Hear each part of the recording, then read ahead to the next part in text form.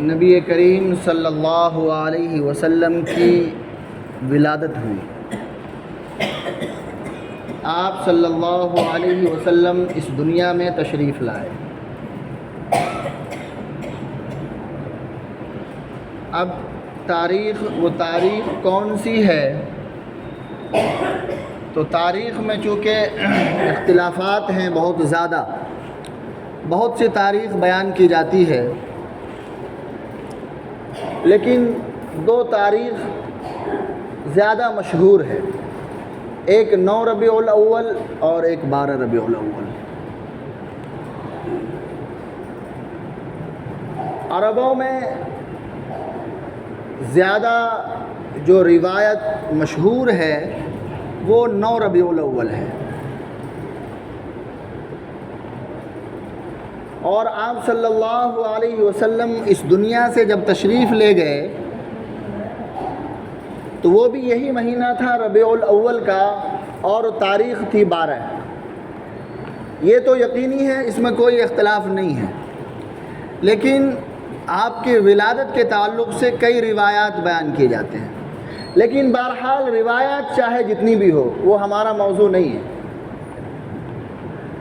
اور نہ ہی یہ ہمارا موضوع ہے کہ اس مہینے میں آپ صلی اللہ علیہ وسلم تشریف لائے۔ لیکن چونکہ ایک ہمارا مزاج بنا ہوا ہے کہ ہم پورے سال سیرت النبی کا جلسہ جلوس کریں یا نہ کریں، آپ صلی اللہ علیہ وسلم کا ذکر خیر ہو یا نہ ہو، لیکن اس مہینے میں بڑا زور و شور سے ہوتا ہے، ہم بڑا زور و شور سے کرتے ہیں، چراغاں جلاتے اور جو دل میں آتا ہے وہ کرتے ہیں۔ بہت سی چیزیں ہمارے معاشرے میں، ہمارے سماج میں رائج ہیں، تو بہرحال ہمارے لیے جو اصل بات ہے، جو غور کرنے کی چیز ہے، وہ یہ ہے کہ ہم یہ دیکھیں کہ نبی کریم صلی اللہ علیہ وسلم کی آمد کا مقصد کیا ہے۔ ہم اس دن کو 12 ربیع الاول کو عید میلاد النبی کے طور پر مناتے ہیں، اور اس کو عبادت سمجھتے ہیں۔ اس بات میں کسی مسلمان کو کوئی شک نہیں ہونا چاہیے کہ آپ صلی اللہ علیہ وسلم کی آمد، آپ صلی اللہ علیہ وسلم کی جو ولادت ہے، وہ پوری دنیا پر، جب تک یہ دنیا قائم رہے گی اس وقت تک پوری دنیا پر یہ احسان ہے۔ اس روئے زمین پر جو سب سے بڑا کام کوئی ہوا، اگر مسلمانوں کے لیے کوئی خوشی کی بات، اگر کوئی چیز حقیقی طور پر اگر ہو سکتی ہے تو وہ آپ صلی اللہ علیہ وسلم کی ولادت، آپ صلی اللہ علیہ وسلم کا اس دنیا میں تشریف لانا، اس سے زیادہ مسلمانوں کے لیے خوشی کی بات نہیں ہو سکتی ہے۔ اللہ رب العزت نے نبی کریم صلی اللہ علیہ وسلم کو اس دنیا میں بھیجا، اور بھیج کر کے قرآن کہتا ہے لقد من اللہ، کہ ہم نے جو بھیجا ہے آپ صلی اللہ علیہ وسلم کو، ہم نے احسان کیا ہے تم پر۔ نبی کریم صلی اللہ علیہ وسلم کا اس دنیا میں آنا پوری امت کے لیے احسان ہے، پوری امت پر احسان ہے، یا پوری دنیا پر جب تک یہ دنیا قائم رہے گی اس وقت تک جتنے بھی لوگ ہیں ہر کسی پر احسان ہے۔ اور اس کا ذکر قرآن کر رہا، اللہ رب العزت کہہ رہے ہیں کہ ہم نے احسان کیا ہے تم پر نبی کریم صلی اللہ علیہ وسلم کو تمہارے درمیان بھیج کر کے، یہ قرآن کہتا ہے۔ اب ذرا غور کریں، ایک نکتے کی بات ہے، وہ کیا کہ اللہ رب العزت نے انسانوں پر کتنے احسانات نہیں ہیں۔ اگر انسان غور کرے، اگر میں غور کروں کہ آج صبح جب میری آنکھ کھلی اس وقت سے اب تک میرے رب کا میرے اوپر کتنا احسان ہے، تو میں گن نہیں سکتا، میں اسے شمار نہیں کر سکتا۔ اگر بات صرف سانس کی آ جائے، آکسیجن کی آ جائے، ہم جو سانس لے رہے ہیں، اگر اسی کی بات آ جائے تو وہ احسان گن نہیں سکتے، چاہے جائے کہ ہم اس کا شکریہ ادا کریں۔ لیکن اللہ نے اتنے احسانات کیے، لیکن اللہ نے کبھی نہیں کہا کہ ہم نے احسان کیا تم پر، کبھی نہیں، کسی موقع سے نہیں، انسانوں کو نہیں کہا کہ ہم نے تم پر احسان کیا ہے۔ لیکن جب آپ صلی اللہ علیہ وسلم کو بھیجا تو کہا کہ نہیں، ہم نے احسان کیا ہے بھیج کر کے، یہ میرا احسان ہے، اسے یاد رکھنا۔ لقد من اللہ علی المؤمنین اذ بعث فیہم رسولا، ہم نے رسول کو بھیج کر کے تمہارے اوپر احسان کیا ہے۔ اب وہ احسان کیا ہے، کس طرح کا احسان ہے، یہ سوچنے کی چیز ہے، اس پر غور کرنے کی بات ہے۔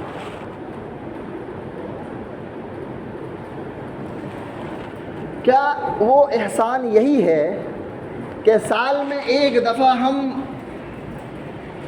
اپنے حبیب پاک صلی اللہ علیہ وسلم کے نام پر عید میلاد النبی منا لیں، ہم اس دن کو اپنے لیے عید کا دن تصور کریں اور عید کا دن سمجھیں اور اس دن آپ کا ذکر کریں، اس کے بعد پھر 364 دن غائب، 364 دن جو دل میں آئے ہم وہ کریں، جتنی نافرمانیاں ہو سکتی ہے وہ ہم کریں گے۔ کیا یہی احسان ہے؟ کیا اسی کے لیے آپ صلی اللہ علیہ وسلم اس دنیا میں تشریف لائے؟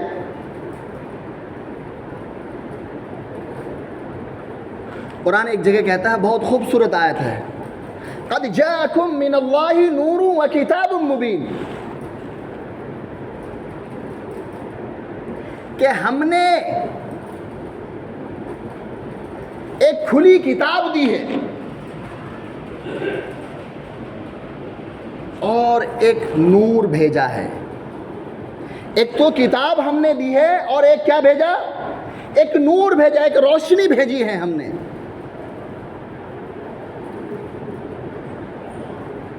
کیا مطلب؟ اب اس آیت کا جو دوسرا جو لفظ ہے نا، یہ نور، اس سے بعض لوگ کچھ اور مراد لیتے ہیں۔ بعض کہتے ہیں کہ نہیں، نور سے مراد یہ ہے کہ آپ صلی اللہ علیہ وسلم بشر نہیں تھے، نور تھے۔ اب یہ میری بحث کا عنوان بھی نہیں، موضوع بھی نہیں، میں اس پر بات نہیں کرنا چاہتا۔ اب جسے تفصیل چاہیے وہ ہم سے ملے، میں بتاؤں گا، پھر اس پر دلائل کی دنیا میں بات ہو سکتی ہے، یہ 2 منٹ کا موضوع نہیں ہے۔ میں جو بات کرنا چاہتا ہوں، جو مفسرین نے جو بیان کیا، جو صحابہ کرام نے اس آیت کا جو مطلب سمجھا ہے، محدثین نے جو مطلب سمجھایا ہے، بڑے بڑے فقہا، بڑے بڑے محدثین اور مفسرین جو گزرے ہیں، انہوں نے اس آیت کا جو مطلب سمجھایا وہ بات سنیں۔ ایک تو کھلی کتاب ہے، قرآن کہہ رہا ہے کہ ہم نے ایک کھلی کتاب بھیجی ہے آپ کے لیے، اور دوسرا یہ کہ ہم نے روشنی بھی بھیجا ہے ساتھ ساتھ۔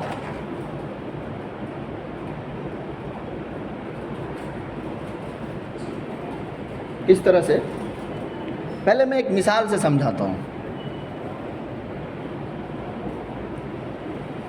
کہ اگر ہمارے پاس میں کتاب ہو، کسی بھی فن سے متعلق، کسی بھی موضوع سے متعلق کوئی کتاب ہے ہمارے پاس، اور ہم پڑھنا بھی جانتے ہیں، لیکن روشنی کا انتظام نہیں ہے، نہ سورج کی روشنی ہے نہ بلب کی روشنی ہے، تو کیا وہ کتاب سے ہم فائدہ حاصل کر سکتے ہیں؟ نہیں کر سکتے نا۔ اسی طرح سے بلب کی بھی روشنی ہو، سورج کی بھی روشنی ہو، لیکن آنکھ میں جو روشنی، وہ آنکھ کی روشنی غائب ہے، تو کیا کتاب وہ ہمارے لیے مفید ثابت ہو سکتی ہے؟ نہیں ہو سکتی۔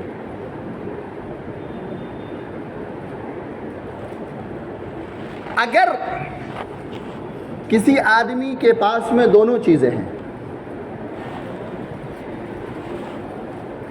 وہ دونوں چیزیں ہیں، روشنی بھی ہے اور آنکھ کی بھی روشنی باقی ہے، پھر وہ کتاب کو پڑھتا ہے، اور پڑھنے کے بعد اب اگر اس سے فائدہ اٹھانا چاہے گا تو وہ حاصل کر سکتا ہے۔